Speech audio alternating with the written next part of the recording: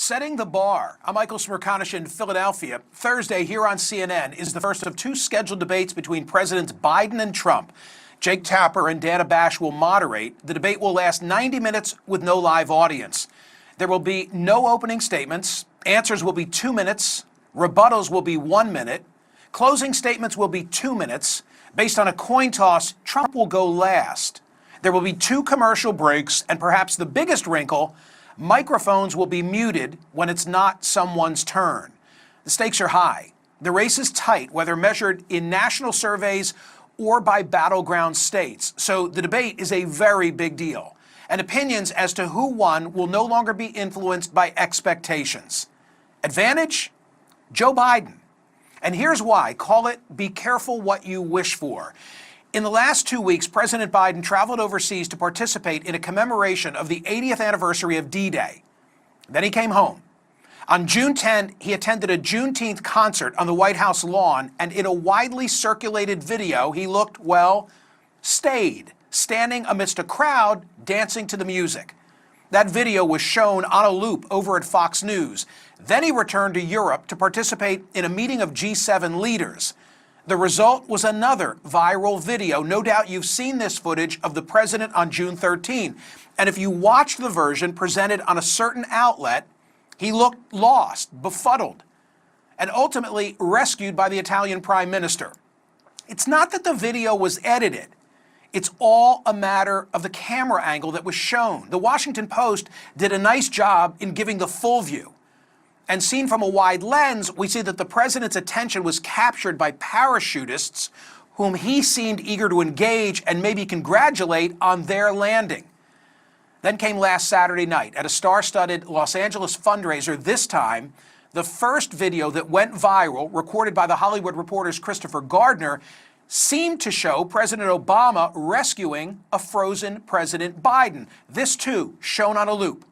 And once again, then we got to see additional angles of what happened. They depicted the president standing still, basking in the glow of a supportive crowd, perhaps, until Obama signaled it was time to go. The video from the LA fundraiser has become an election Rorschach test.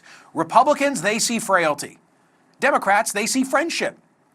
The White House accused opponents of playing cheap fakes video and promoting misinformation. Fox responded that they only played unedited videos and then took the opportunity to play them again and again and again.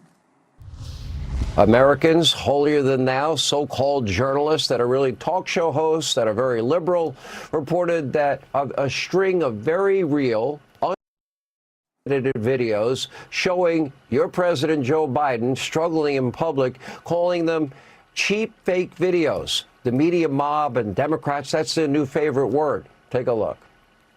Cheap fakes, videos of real events that are intentionally manipulated. Karine Jean-Pierre and others are calling these cheap fakes.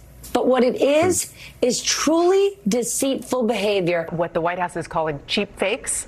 We're hearing about so-called cheap fakes.